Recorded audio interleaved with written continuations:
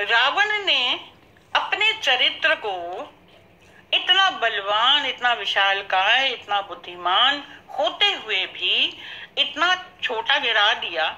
जब रावण और हनुमान का संवाद हो रहा था तो रावण बार बार पूछ रहे थे, कहीं के बल घाये कीसा, तुम्हारे तो तुम तो बंदर हो, तुम्हारे में इतनी तो ना प्रतिष्ठा है, ना तुम्हारे पास वैभव है, तुम कैसे इतना बड़ा काम किया और सबको मार दिया तुमने।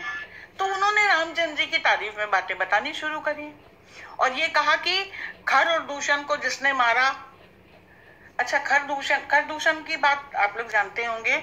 जब हिरण के पीछे रामचंद्र जी गए और वहां पे जो लड़ाई वड़ाई हुई और सीता चली गई, उस समय मतलब वहां की वन की बात है, 2 राक्षस भेजे रावण ने, खर और दूषण, और ये अजेय थे, इनको कोई मार ही नहीं सकता था। उन्होंने कहा भाई कौन वनवासी दोनों हैं, जाके देखो उनको मारो। खर दूषण सारे राक्षस केवल विनाश की प्रवृत्ति मन में बिठाने के कारण सारा बल, सारा ज्ञान सब क्षीण हो जाता था। वैसे बड़े बलशाली थे, बड़े ज्ञानी थे, तो ये राक्षस भी भगवान के भक्त थे, खर और दूषण। तो उन लोगों को उन्होंने, भगवान ने कहा कि क्या वर मांगोगे, उन्होंने वर मांगा कि हमको अमर कर दीजिए। भगवान ने कहा ये तो नहीं हो सकता, ये तो प्रकृति के, धरती के और भगवान के भी नियम के विरुद्ध है। भगवान भी यदि धरती पे जन्म लेता है तो उसे भी धरती छोड़नी पड़ती है। तो तुमने जन्म लिया है तो ये वरदान तो हम दे ही नहीं सकते, ये तो होता ही नहीं है। तब फिर सोचा कि क्या वरदान मांगे, क्योंकि भगवान भी कोई ना कोई तरीका निकाल लेते हैं। जैसे हिरण्याक्ष को मारा था, हिरण्यकश्यप को मारना था, कोई ना कोई एक तरीका निकाल लेते हैं। इन्होंने कहा कि ये कोई ना कोई तरीका निकाल लेंगे अगर हम कुछ भी वरदान मांगेंगे। तो ऐसा करिए, वो दोनों भाई बहुत प्यार करते थे, हर काम एक साथ करते थे। उन्होंने कहा कि ऐसा करिए, हम तब मरें जब हम दोनों एक दूसरे को मार दें, और हम लोग एक दूसरे को कभी मारेंगे ही नहीं, हम लोग इतना प्यार करते हैं एक दूसरे से। तो भगवान ने तथास्तु कह दिया था। अब जब खरदूषण वहां आए, अब ये लोग रामचंद्र जी लड़ते लड़ते परेशान, वो मरे ही ना। फिर याद आया कि अरे इनको तो वरदान मिला हुआ है। तो रामचंद्र जी ने क्या करा, अपना रूप इन लोगों में प्रतिष्ठित कर दिया।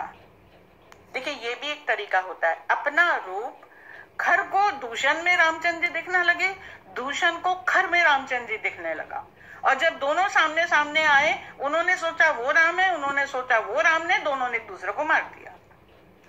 तो वही हनुमान कह रहे हैं कि जिन्होंने खर दूषण तक को मार दिया, और उस समय रावण को आभास हो गया था, उसने बल्कि अपने अनुचरों से कहा था खर दूषण को अगर किसी ने मारा है तो जरूर ये भगवान का अवतार होगा, कोई मनुष्य मार नहीं सकता उनको। लेकिन फिर भी ये जानते हुए भी उसकी बुद्धि ने ये स्वीकार नहीं किया और कहा कि मेरी प्रभुता बड़ी है। जब वो हनुमान से बहस कर रहा था तो हनुमान ने कहा कि अरे तुम किसकी बात कर रहे हो। रावण ने कहा मैं बहुत बलशाली हूँ। हनुमान जी बोले मुझे पता है तुम्हारा बल क्या है।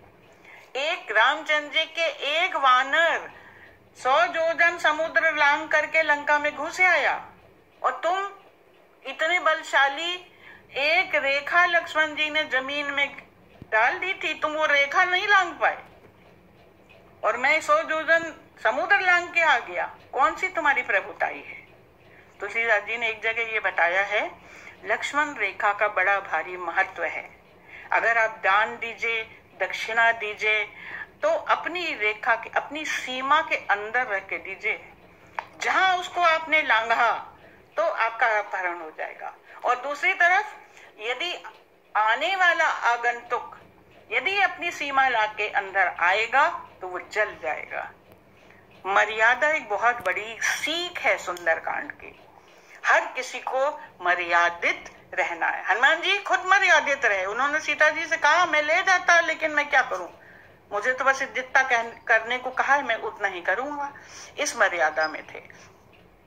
और कोई भी ज्ञान प्राप्त करने के 2 तरीके होते हैं, या तो आप उसको जानिए, जानने के लिए आप उसका अध्ययन करिए, आप उसको पढ़िए, आप उसको समझिए, आप किसी योग्य व्यक्ति से, जानकार व्यक्ति से उसको प्राप्त करिए। और अगर इतनी मेहनत आप नहीं करना चाहते, नहीं जानना चाहते, मेहनत नहीं करना चाहते, तो मान लीजिए। समस्या उन लोगों की आती है जो न जानते हैं न मानते हैं, केवल वाणी विलास के लिए बस विरोध करते हैं। तो ऐसे लोगों को तो छोड़ ही देना चाहिए, क्योंकि जिंदगी में जो सुंदरकांड ने एक चीज और सिखाई है कि जो चीज यदि आपके प्रारब्ध में है तो आपको मिलेगी ही मिलेगी। आप कितना भी गलत सलत काम करते रही, वो मिलती रहेगी। क्यों रावण को वैभव मिला, क्यों सोने की लंका मिली, क्यों इतनी समझदार समझाने वाली पत्नी मंदोदरी मिली। मंदोदरी का नाम सतियों में आता है क्योंकि उसके प्रारब्ध थे, उसको मिलना था।